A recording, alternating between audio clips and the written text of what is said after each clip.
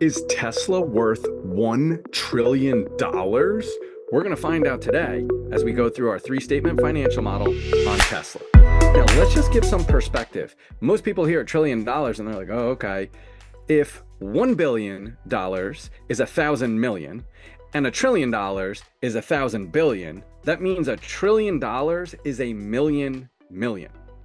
Just putting it into perspective. Tesla stock ultimately has been very underwhelming, but we'll get into the why.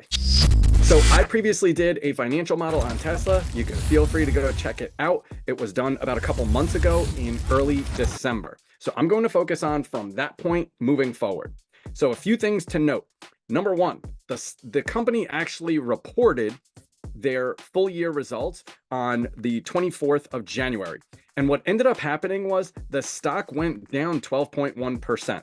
Why did it go down 12.1%? If you look right here, Tesla did not give guidance for 2024. This was frowned upon by the market and by investors. It's very common for companies to give guidance in terms of their revenues, their EBITDA, their various performance metrics. And for the company to not give that, it kind of spooks investors and the market a bit. Me personally, I'm not too alarmed on it. They've got a lot of different things going on. So why would you make a prediction about something that's very difficult to predict? Think about the Cybertruck, think about AI and that impact. There's a lot of stuff going on there. So I think what they're doing is they're really saying like, it's so unpredictable that we don't want to give a number that we're not confident in. I do honestly think that they will give guidance and numbers in the future. They just weren't comfortable giving it today. Now, another huge piece of information. On February 5th, 2024, Musk ended up losing a compensation case in Delaware. It's been very well publicized. I'm going to do a separate video on that. It's way too deep to get into right now, but here's the long story short. The bulk of Elon Musk's compensation comes via stock options, and that's what this case was about. Basically, what the judge thought was this compensation package was egregious. Effectively, what happens is when you're given options and you exercise those options, you're given shares in the company.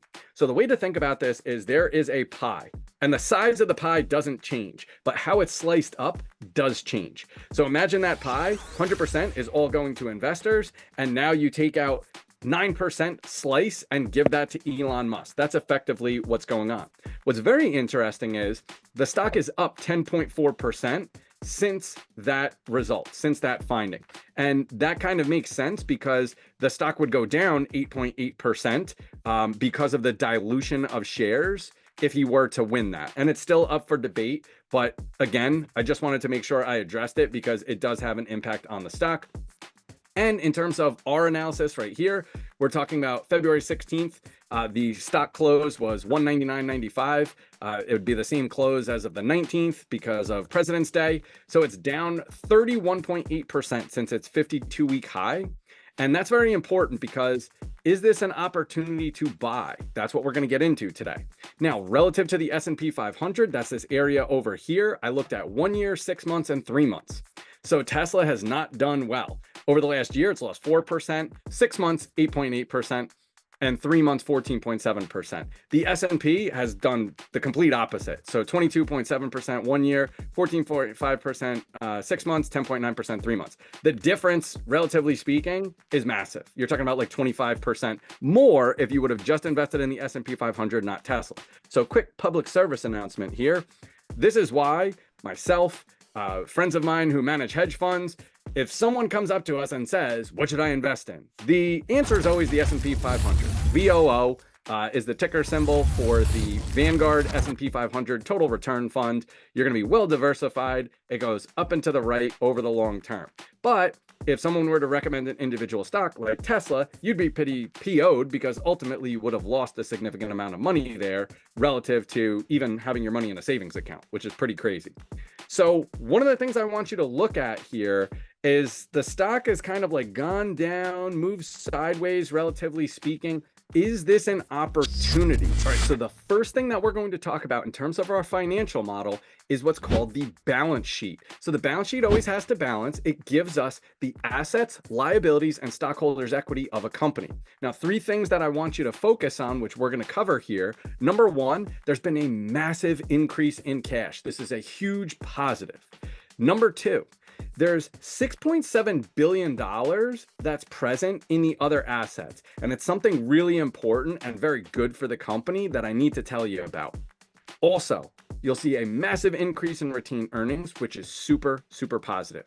And then another thing, they do not have much leverage. And I'm going to show you what this is and what that means. So the big takeaways, the cash has increased massively. If you look, $6.8 billion up to $17.2 billion. But here's the other thing. I put this in a box for a reason. If you look at what short-term investments are, these are actually investments in things like treasury securities, commercial paper, highly liquid, high quality securities. So what they're doing is they're actually getting a return on their cash. But if you add those two numbers together, if you look at the bottom, the sum, you're talking about almost $30 billion, which is insane. Next thing I want to focus on, other assets. So you see this massive increase and it's like, what's going on there? And I mentioned the number 6.7 billion. So they actually had an increase in a deferred tax asset of 6.7 billion. Long story short, there are certain tax credits that get given to companies. And then also in areas where they have losses, they can use those losses to shield future taxable income. So in this case, Tesla actually increased their deferred tax assets by $6.7 billion. So think about this as later on, they'll be able to use that to shield their future taxable income. I also highlighted the debt here because the way I want you to think about this is cash relative to debt. Most companies are net debt, which means their debt is greater than their cash. Not the case with Tesla. Tesla is actually net cash, if we include short-term investments, by about $25 billion. This is absolutely incredible. The last thing that I want to focus on here, the retained earnings. So the retained earnings have gone up massively in the last year. And also, they started as a negative pre-COVID and during COVID, and then finally turned the corner after COVID. This is a tremendous, tremendous result. And what I want to describe it as is this. Revenue is what you make, net income is what you keep. So retained earnings contains that net income. So picture Tesla as being more conservative with the money that they're making. They're actually saving more than they actually make top line, which is a tremendous, tremendous result and phenomenal for value. Next thing we're going to focus on is what's called the income statement. That lays out revenues and all the expenses with the bottom line or net result being net income. So a few things that I want us to focus on here. Number one, revenue growth has slowed, but it is a better business. So it's increasing at a decreasing rate. Number two, the money that they make on the cash invested is actually greater than the interest they pay on debt. Number three, they received a massive $5 billion tax benefit in 2023. And then the growth in net income relative to the growth in revenues. Revenues are what you make, net income is what you keep. And they have massively, massively created a huge wedge there in terms of what they keep relative to what they make. Let's dive right in. So I mentioned the massive increase in revenues over the last several years, but even more important than that is the increase in net income. So the increase in net income has been 17.4x. The increase in revenues has been 3.1x, which means in that analogy that I gave, they're keeping more on a relative basis than they make, which is remarkable. Other thing that I want to focus on here is the consensus revenue estimates. Those are actually above the estimates that we have in our model here. This is significant because that means our model is more conservative relative to what Wall Street analysts are thinking. The other thing that I want to focus on here, remember I said that the income that they're making on the cash invested is significantly more than the interest they're paying on their debt. So they're basically creating a wedge where they're increasing value over time. The other massive, massive benefit that they achieved in 2023 is a $5 billion reduction in taxes. So if you look at that right here, what that is credits that they've accrued over time that they were able to utilize against their taxable income. This is something that's very common with a company like Tesla, which is like an ESG type company. They're able to get a lot of governmental tax credits, but also because they're starting new businesses and those businesses typically begin at a loss, they're able to use those losses to shield future taxable gains. The next statement that we want to focus on is the cash flow statement. So the cash flow statement is the most important of the three financial statements. The cash flow statement gives us operating, investing, and financing cash flows, and it also shows us if the company is generating positive cash. So a few things to note here. Number one, operating cash flow is increasing, but it's down in 2023. They issued debt in 2023, but it's a special kind of debt. And it's actually really cool and something that only a company like Tesla could do. Also, we see a very strong growth in free cash flow, which is super, super important. And then one last thing that I want you to focus on is what's going to happen to cash by the end of our model if the trend continues. It's pretty remarkable. So let's dive right in. So a few things that I want to focus on is I talked about free cash flow. Free cash flow is something that's been increasing pretty significantly over time. A proxy for free cash flow is operating cash flow less capital expenditures. And if you look in this little light gray here, we have about 4.4 billion in 2023, a little over 1 billion in 2019. So you're talking about 4.4x over that time frame, which is very significant. Now, the operating cash flow is down in 2023, but as I mentioned, there's a reason why. So if we look right here, we have this other non-cash charges. What's going on there? If you remember earlier, I talked about they had an increase in deferred tax assets. Well, an increase in an asset is a cash outflow.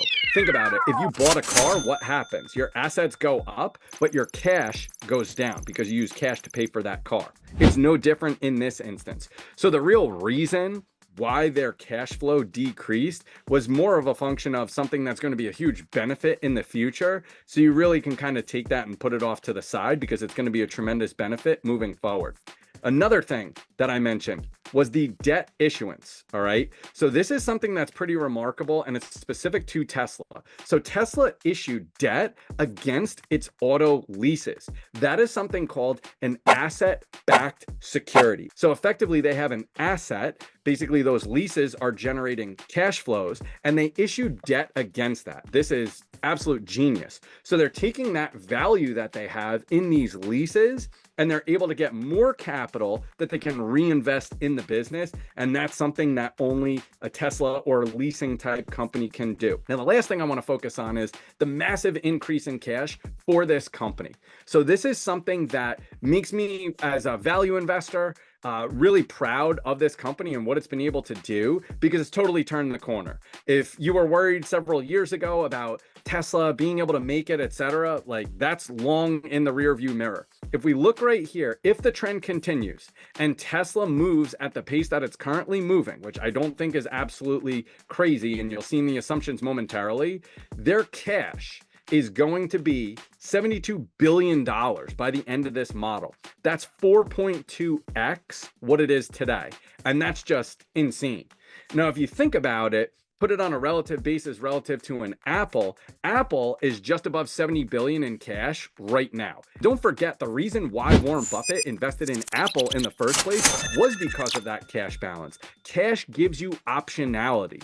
And that's something that's also going to reduce risk as well. Hey guys, if you like this content, please do me a favor and smash that like button. The next thing that we have to talk about in our model are assumptions and drivers. So this is what drives the model. So this is how we actually come up with the assumptions that we're going to use to project the numbers on a going forward basis. So 3 things that I want you to focus on. Number 1, revenue growth is increasing at a decreasing pace, and our numbers are actually below Wall Street consensus, which means we're more conservative.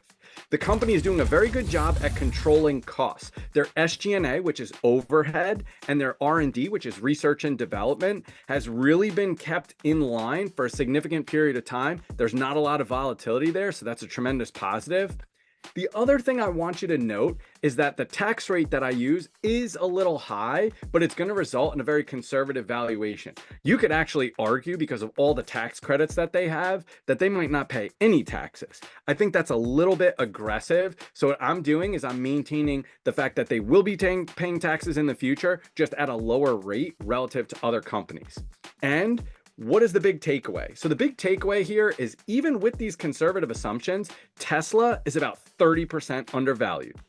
Let's check it out. All right, guys, so let me walk you through this part of the model so that you understand. These forecasted line items right here, specifically right here, these are the projected numbers that are going to go into our valuation. How do we come up with those numbers? We're looking at right here, these historical numbers. We're coming up with relationships right here. So what we're doing is we're looking at the historical relationships of these numbers in the past, and then we're coming up with what they're going to be in the future. So let me get into the scenario analysis portion of this right here, because this is where we actually have the assumptions. We're going to run 3 scenarios, a bear case, a base case, and a bull case. And the base case is very conservative relative to what they've done in the past and Wall Street consensus. So a few things to note here: cost of goods sold, 72%. If you look at the 7, 5, and 3-year averages, pretty much right on top of that. DNA as a percentage of sales, this one, we want to be more conservative. So for this one, it would actually be lower because DNA is going to be a benefit in terms of cash flow. R&D, research and development, they've actually had right around 4% over the last couple of years. So I'm just maintaining that trend. SG&A, remember that's overhead. So this has been decreasing over time. They've done a very good job of controlling those costs. And then lastly, CapEx. CapEx is something that's really the lifeblood for the company. You're investing in property, plant, and equipment, which is going to bear fruit in the future. But ultimately, net, we have the base case, which is the case that we're running in this model. The bull case is going to be higher on revenues, lower on expenses. And the bear case is going to be lower on revenues, higher on expenses. Okay, guys, the next area that we're going to touch upon are the DCF assumptions. Now, what we're talking about here is coming up with the discount rate, where we take the cash flows in the future and we discount them back to today. So a few things that I want to point out here. Number one, they have a very high beta. The stock is basically 10x'd over the last 5 years. So as a result, you have a lot of volatility. So that means they're going to have a higher weighted average cost of capital, i.e. a higher discount rate. The other thing that I want you to notice, in spite of the high beta or volatility, specifically in the stock price, is they have very low leverage, meaning they have very low debt. Also, 75% of that debt, as I mentioned earlier, is asset backed. It's backed by their leases, which is just an absolutely genius thing that they did. All right, y'all, here we go. So the risk-free rate, what we're doing is we're building a 5-year model. So we're using a 5-year treasury rate. The most recent one that I pulled, Yahoo Finance, about 4.29%. Now the beta is actually low relative to most sources here. If you look, I looked at Yahoo, Zacks, a whole bunch of different sources. But here's the issue. The stock has gone from about $20 a share to $200 a share in the last 5 years. What is beta? Beta is a regression of stock prices relative to the market over the last 5 years with a heavier weight towards more recent changes. If you're like, huh? It's volatility, but it's not volatility of the operating results. It's volatility in terms of the stock price. So even though most of the betas are significantly higher than 1.5, 1.5 is actually a very, very high beta for a company, specifically what I would refer to as a tech company, which is Tesla. The equity market risk premium, that's the premium that we as investors require just for investing in the United States of America. Cost of equity is the CAPM, capital asset pricing model. So we have risk-free rate plus beta times the market risk premium. So the cost of equity is almost 11%. In terms of their pre-tax cost of debt, we end up having a BBB rating for the company. I pulled that off of Cap IQ. So they have a stable outlook. It was last reviewed in March of 2023. And the BBB rating corresponds to a credit spread of 1.47%. Basically, what we're saying is we can't give them a debt rating or a debt percentage that's too close to the risk-free rate, right? They're definitely riskier than the United States government. They can't print their own money. So we need to make sure that we have a rate or cost of debt that's higher than the risk-free rate. Effective tax rate, again, this is super conservative. It's the marginal tax rate for corporations in the United States. So I get a post-tax cost of debt of 4.55%. But here's the thing. Remember what I talked to you guys about earlier, very low leverage. Only 0.8% of their total capital is debt. I mean, that's basically nothing. That's incredible. So when we take it all together, we end up getting a weighted average cost of capital right around 11%. We have the shares that we pulled from the cover page of the 10K. The market cap, current market cap, is right around $637 billion. We talked about the debt. So they have $5.23 billion of debt, but 3.9 or 75% of that is ABS, asset-backed securities. Basically, the cash flows from the leases is backstopping this debt. So they were able to raise the debt, not off of their own operations, but literally off of the leases, which is pretty remarkable. They have 17.2 billion of cash. This is incredible.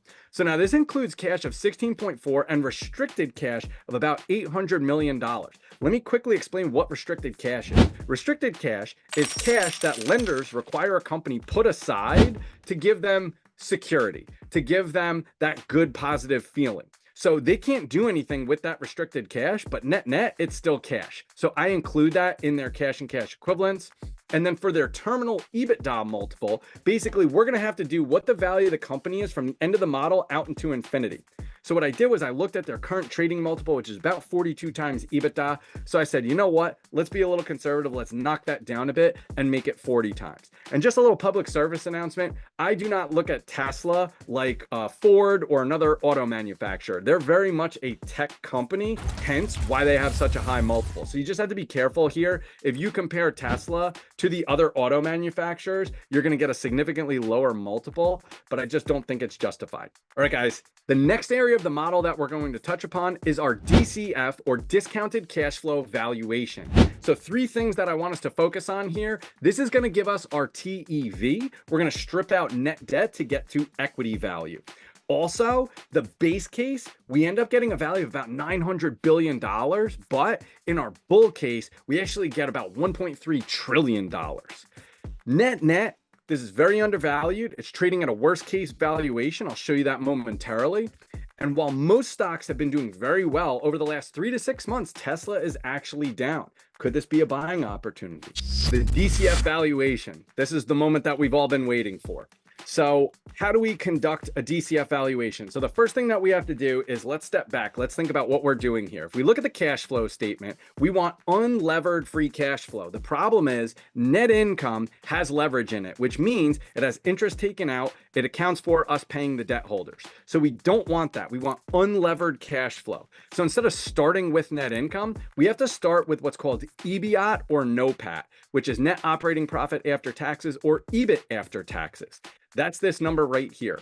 From there, we add all the remaining operating and all the remaining investing cash flows. That is going to give us FCFF, or free cash flow to the firm. We end up getting a pretty significant valuation there, but the bulk of the value is coming from the terminal value. Remember, that's 40 times the terminal EBITDA. So we take that number, we get about $1.44 trillion. Now that's at 2028, so we have to discount that back to today. The discount factor is 1 divided by the WACC to the power of T. We see that this is the value of future dollars in today's dollar terms. We add all of these together. That is what's going to give us our TEV, or total enterprise value. This is the value of the entire company to both debt holders and equity holders. But what we're interested in is what's the value to the equity holders. So we get a TEV of almost $900 billion. But remember, the company is net cash. They have more cash than debt. So that value is going to get added to the equity value. So what we do is we take total enterprise value, subtract debt, add cash, subtract non-controlling interest, add in associate investments. We get an intrinsic equity value of a little more than $900 billion. We take the current outstanding shares, we divide it, we get an implied share price, or an intrinsic value, of about $285 per share. Relative to the current share price, which is right around 200, we get a discount of nearly 30%, which would be a buy. Now, how do we determine what's a buy, what's a sell, what's a hold? The rule of thumb in the hedge fund and investing world is if something's at greater than a 20% discount, it would be a buy. Between 0 and 20% discount, it would be a hold. And obviously, if it's trading at a premium, it would be a sell. We don't want to own something or buy something for more than what it's actually worth. Now, real quick, guys, I also want to show you, I mentioned the bull case that we're running. You actually have a significantly higher valuation. So I'm going to change the case I hit F9, you see right here, it's almost 1.3 trillion. That gives us a value of just over $400 a share, which is pretty wild. All right, guys, the next area of the model that we're gonna get into is the sensitivity analysis. We did our DCF valuation, but remember, that's just 1 point estimate. What happens if we change the assumptions? What are we going to get? That's where the sensitivity analysis comes in. So we look at two different variables, and then we run an analysis, a data table in Microsoft Excel, and it's actually going to give us 25 different models in a 5x5 square. It's pretty cool. So what we're going to do is we're going to focus on only 2 metrics per analysis, and we're actually going to get 50 different models in one analysis. Let's dive right in. So as I mentioned, we have over here 25 different models going on right here, but it's based only on 2 different metrics changing. It's based on the revenue growth and the CapEx intensity, or CapEx as a percentage of revenues. So the way that you want to look at this is 284.94. That is what our valuation is for the model currently. You can see that right up here. Okay. 284.94. So what we're doing is we're basically looking at what would happen if the revenue growth was better and the CapEx intensity was lower. That's going to result in higher values. Now, obviously we see these numbers. We're like, what does that mean in terms of a discount? Well, that's what you find over here to the right. So off to the right, that's actually giving us the discount. Off to the left, that's giving us the actual dollar values. Now, the way I have it formatted here is green is a buy, yellow is a hold, red is a sell. So you can see, even in our base case scenario, the bulk of the opportunities are buy, right? You see, even if we go down in revenue growth and up in CapEx intensity, the stock is still a buy. And then the other thing that we sensitized was terminal multiple, which is the exit multiple, and the weighted average cost of capital. And you still see the stock is incredibly undervalued, and 24 out of the 25. All right, pretty remarkable, pretty incredible here. Okay, it's not over yet, because we technically have 3 different scenarios in this model. So the next thing that I'm going to focus on is what's called the scenario analysis. So we have the base case, which is the steady state or most likely case. That's what we're running the model at. But what happens if it does better? What happens if it does worse? So we run all the cases. We put a weight on each case. That weight corresponds to the likelihood that that case is actually going to happen. Now, the market is actually saying that Tesla is going to achieve the bear case scenario. So we got to think about that. Another thing that I want you to think about is the Cybertruck that just came out. That's going to have an impact on the numbers. Is that something that the market is really reflecting in the numbers? Let's dive right in. All right, guys, here is the scenario analysis. So the 3 scenarios are right here: bear case, base case, and bull case. So basically what I'm saying is there's the same probability of each case. I'm saying the likelihood they continue as they are is the same as if they have a massive upside or massive downside. And what the result is pretty interesting, because the stock, based on the closing price when this model is being done, is right around $200 per share. So the bear case, which is the company doesn't do well, expenses go up, revenues actually go below what the market is estimating, we get a value of about $194.50. So that would be a sell, because actually the current stock is trading at higher than that.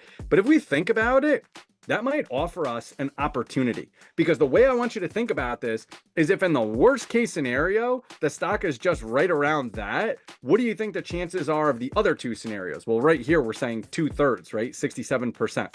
Now, if we run it at the base case scenario, which is what our model is currently being run at, we have about a 30% discount. And then if we run the bull case scenario, that's where it goes bananas. It goes over $1 trillion, pretty significantly, 1.285 trillion, and over $400 a share. So if you think about it, you could basically double your money if you bought it at 200 and it went up to 400. So net, we do a weighted average here of each of those stock valuations with the probabilities, and we see that the weighted average is about $295 per share. So remember, that is the intrinsic value per share. That's our estimate of what the value of the company is today, based on very conservative metrics in our cases. And that comes out to a buy rating. So what's the conclusion here? Tesla, based on our analysis, is incredibly undervalued. It's underperformed the market over the last year, 6 months, 3 months. So it is something that you should consider in your portfolio. That being said, I am not a financial advisor. You need to do your own diligence. You also should seek the advice of a professional financial advisor before you go out and buy individual stocks. If you found this helpful, what I would like for you to do is go right here and check out the Starbucks model that I did a few weeks ago. It's the same type of rigor, the same type of analysis, but for Starbucks. Share this with someone that you think this would be helpful to. Be relentless.